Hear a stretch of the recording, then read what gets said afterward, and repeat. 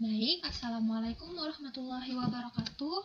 Perkenalkan, nama saya Siti Maisarah. Di sini saya akan menjawab pertanyaan yang telah diberikan kepada saya. Tetapi sebelumnya saya ingin menjelaskan sedikit materi mengenai pertanyaan yang diberikan kepada saya. Jadi agar lebih memahami begitu. Baik, pendahuluan spin dan paritas. Ingat terlebih dahulu mengenai azas larangan Pauli dan juga asas Aufbau. Nah, jadi bunyi dari asas larangan Pauli itu adalah tidak boleh ada lebih dari dua partikel yang dapat menempati sebuah orbital sehingga partikel hanya akan meloncat dari satu orbital ke orbital yang lain apabila terdapat kekosongan di dalamnya. Jadi seperti ini. Misalkan ini ada satu orbital. Nah, di sini kan ada terdapat dua partikel. Jadi, kalau misalkan ini sudah penuh, dia baru bisa meloncat ke orbital lainnya, ke sini misalnya. Atau yang lebih mudah ini lebih nampak ya. Jadi di sini ini sudah penuh, kemudian dia akan loncat ke orbital lainnya. Di sini orbital S ke P. Begitu.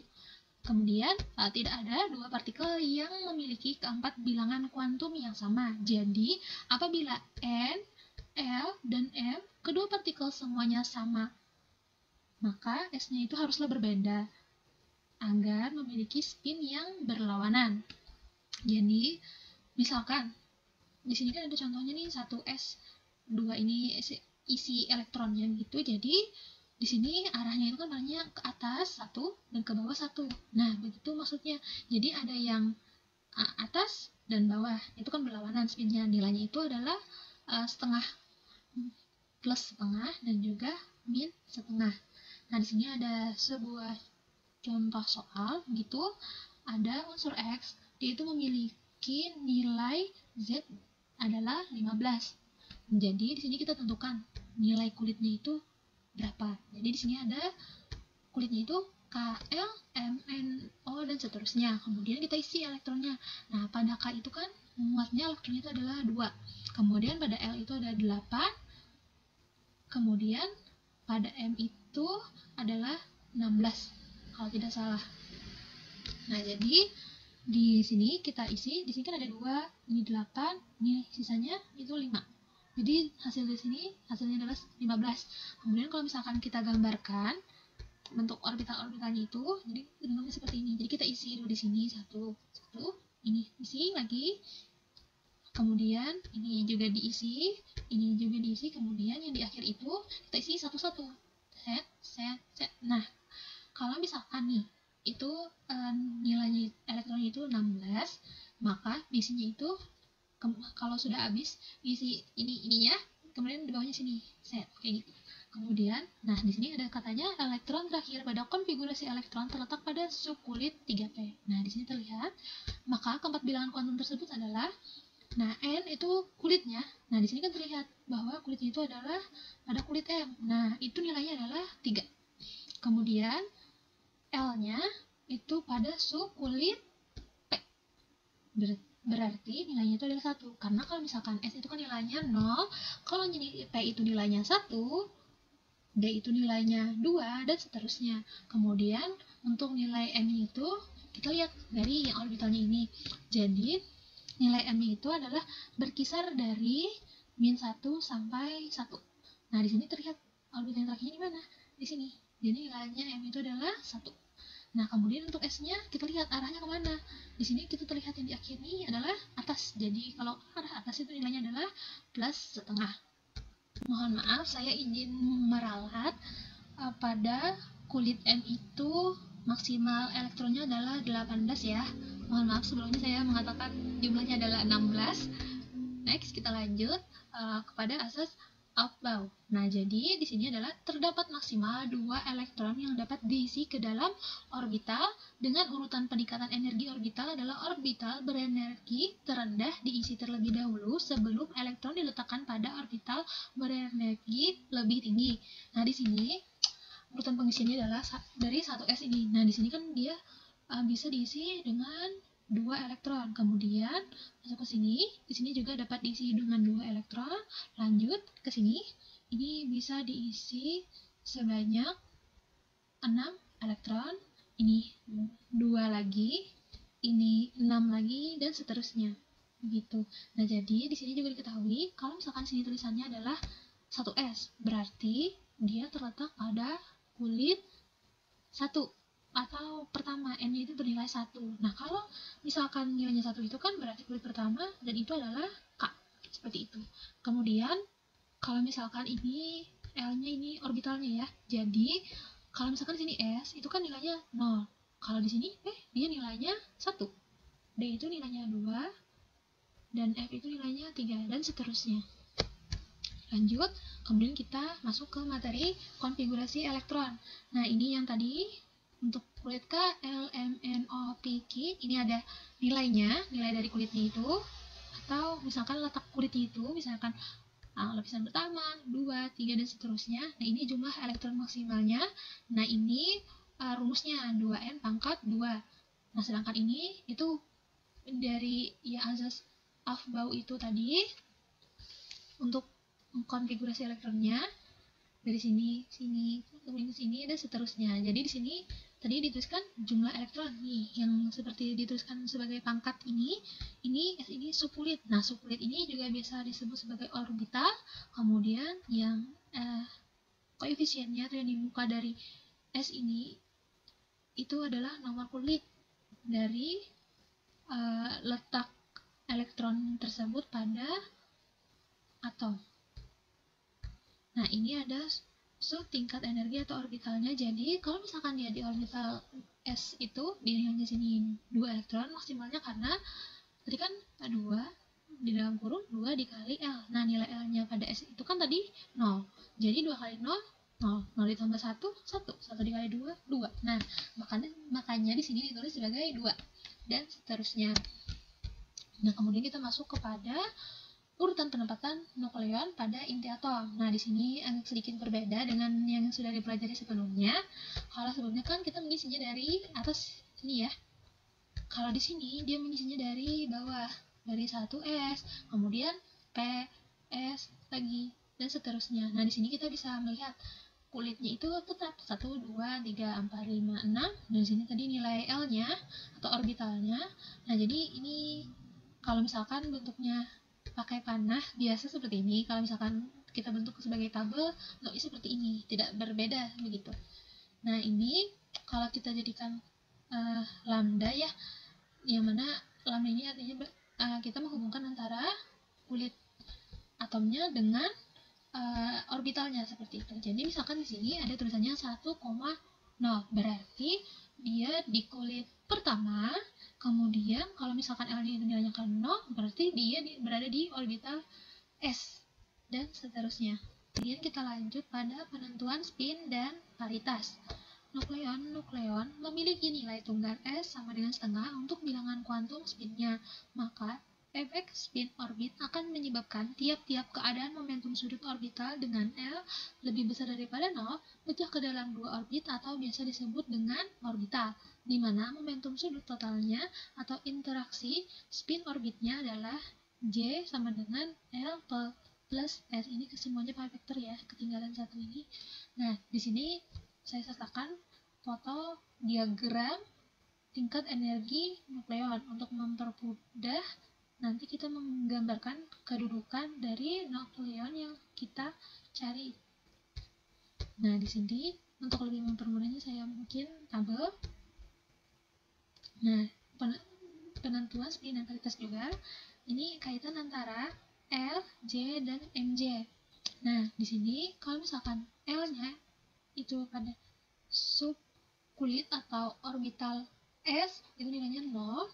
J-nya itu berarti 0 ditambah plus minus 1/2. Ingat ya, tadi nilainya itu harus lebih besar dari 0. Makanya di sini cuma nilainya itu 1/2.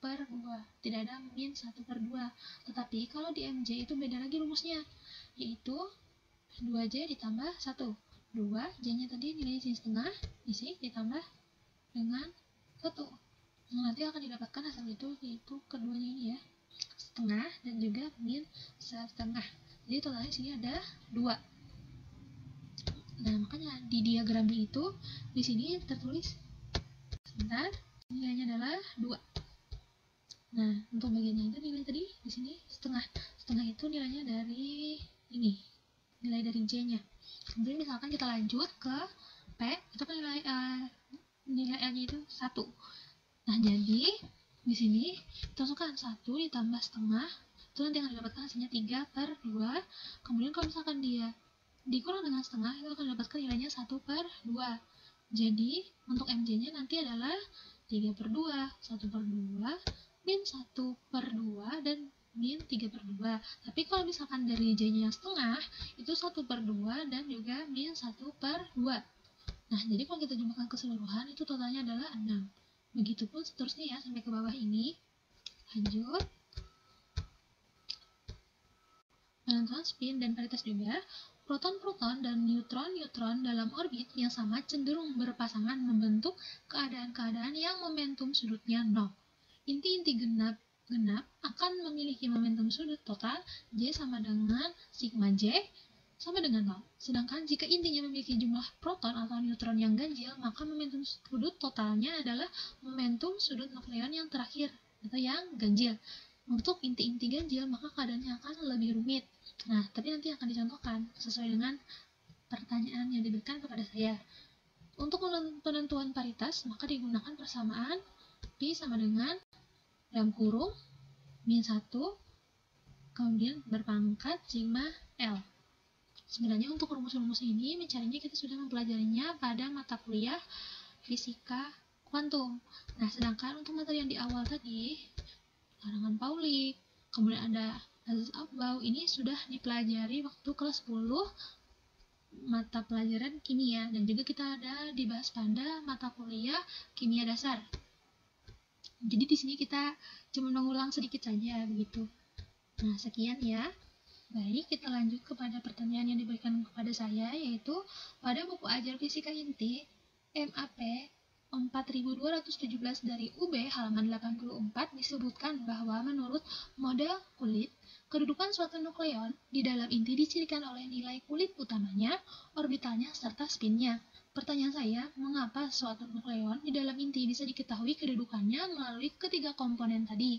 Dapatkah Anda memberikan satu saja contoh unsur, kemudian tentukan kedudukan nukleonnya menggunakan nilai kulit utamanya, orbitalnya, serta spinnya? Jelaskan bagaimana langkah menentukannya menggunakan media pendukung yang ada. Baik, di sini saya menggunakan media pendukung berupa PPT dan juga video yang nantinya akan saya share. Karena kalau misalkan saya tulis biasa itu lambat dan juga tulisannya agak jelek seperti itu. Jadi kita lanjut ya.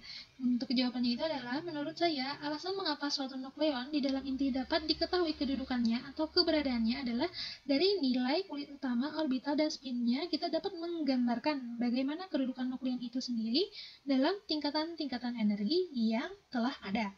Untuk kedudukan itu terbagi menjadi dua, yaitu ada yang dalam keadaan dasar dan ada yang dalam keadaan tereksitasi. Nah, eksitasi yang dimaksud adalah adanya perpindahan nukleon dari keadaan dasar atau normalnya. Baik, kita langsung saja masuk kepada contoh soalnya, yaitu sebagai berikut.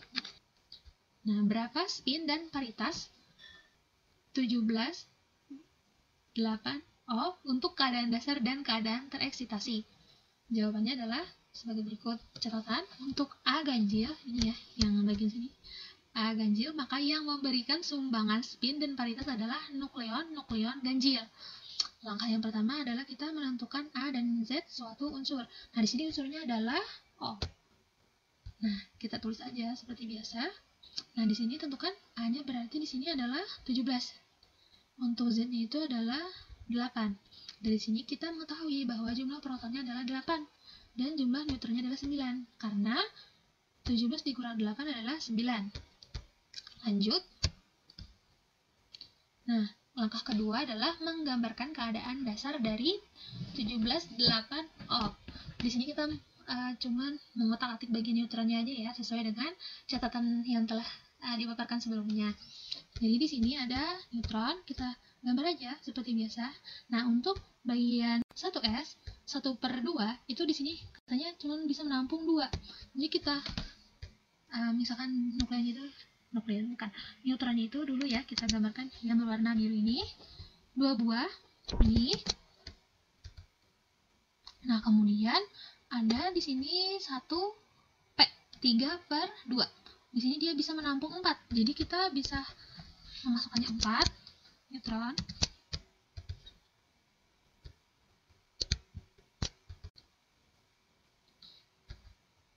Nah, kemudian kita isi lagi di 1P ini, dia bisa 1P 1/2 dia bisa menampung 2.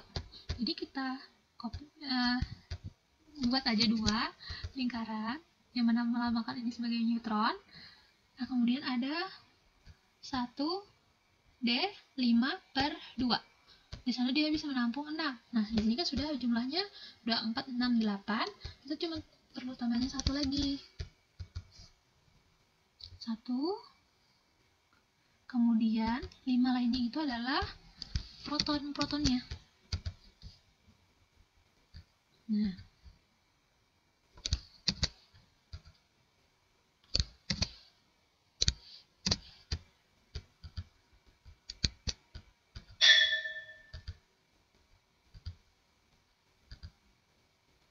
sebentar ya. Kemudian pada 2S dia bisa menampung 2.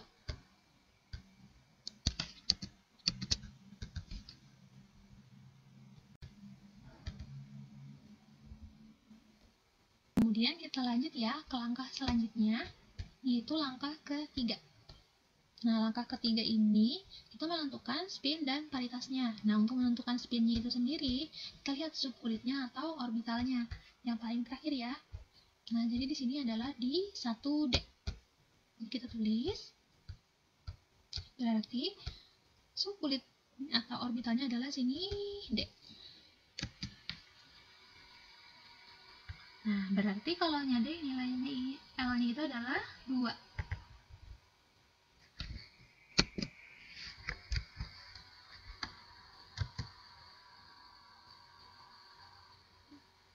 Maka kita lihat kembali untuk spinnya itu berarti adalah 5/2. Kembalikan lagi, kita tulis ini 5/2. Nah, kenapa tadi kita menentukan L-nya? Ya, ini untuk mempermudah pada bagian paritasnya. Nah, ini kan paritas itu rumusnya Pi sama dengan kurung buka -1 tutup kurung kemudian sigma L. Nah, sigma-nya di sini adalah nilainya 2. Kita tulis 2. Nah, jadi kalau misalkan -1 itu berpangkat 2 kan nilainya itu pasti 1. Nah, 1 itu kan berarti nilainya adalah positif. Jadi paritasnya itu positif. Nah, kemudian kalau misalkan kita tulis spin dan paritasnya sekaligus, maka hasilnya nanti adalah, sebentar ya,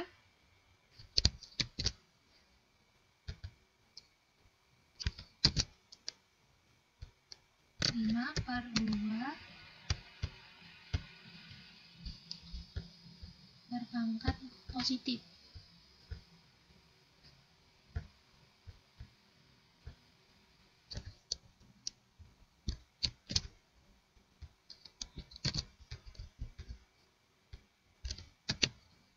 Nah, dikarenakan penanya menginginkan untuk mengetahui nilai kulit utama, orbital dan spinnya, maka untuk nilai kulit utamanya dilihat di mana peristiwanya terjadi, sehingga nilai kulit utamanya atau N-nya adalah, kita lihat di sini. Nah, terjadi yang terakhir kalinya itu di 1D. Nah, ini berarti kulitnya adalah kulit 1 atau yang pertama. Berarti nilai N-nya itu adalah 1. Tulis. Kalau 1 itu berarti nama kulitnya itu adalah K. Kemudian nilai orbitalnya dilihat di mana peristiwanya terjadi. Nilai orbitalnya tadi kan di sini adalah D. D itu berarti nilai L-nya adalah 2. Kita tulisnya 2.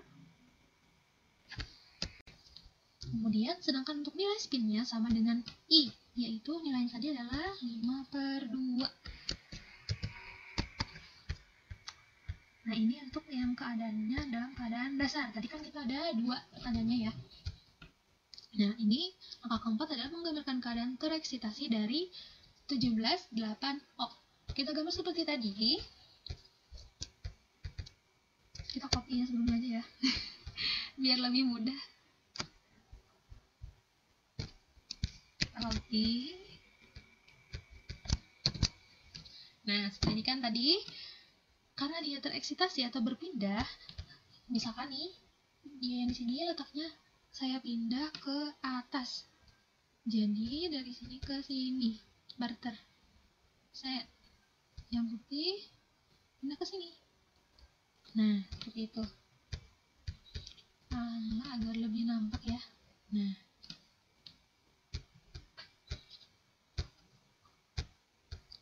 Nah, seperti itu. Jadi kita tentukan seperti awal tadi.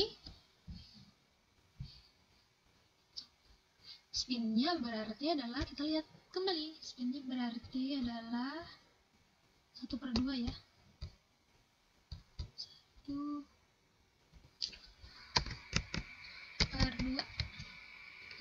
Nah, lihat subkulit atau orbitalnya kita lihat juga. Nah, ini S. Kembali lagi, tulis. Kemudian untuk L-nya nilai S itu adalah di sini 0. Kita tulis 0. Nah, kemudian kita tentukan paritasnya. Ini yang tadi kan nilainya adalah 0. Sebentar ya.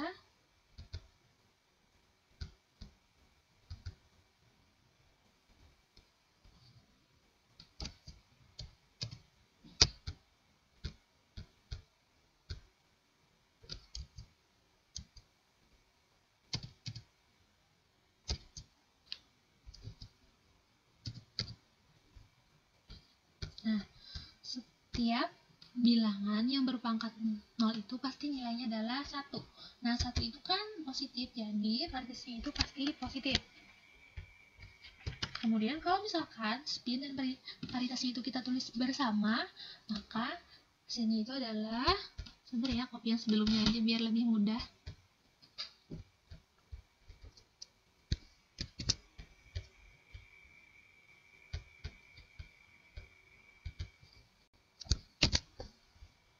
Nah, nilainya kita ganti dengan setengah sesuai yang tadi. Nah, ini paritasnya tetap positif ya, karena tadi nilainya 1.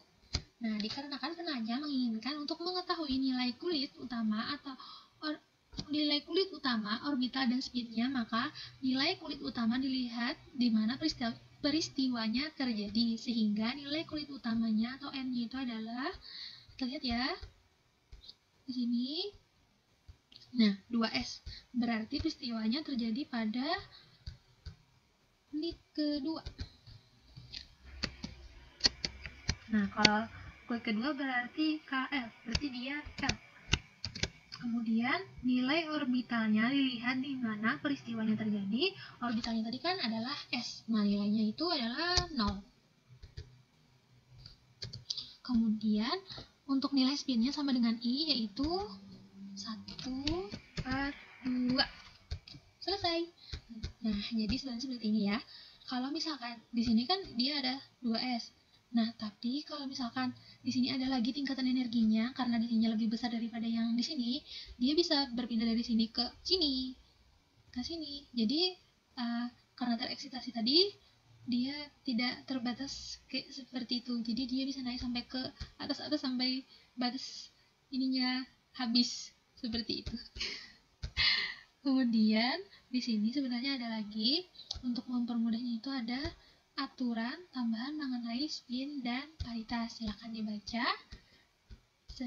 Oh ya, saya ingin memberitahukan juga bahwa sebenarnya materi ini kalau di buku ULM juga ada, tetapi dia berada pada bab 4, yaitu bab energi ikat, yang mana spesifiknya itu adalah model inti.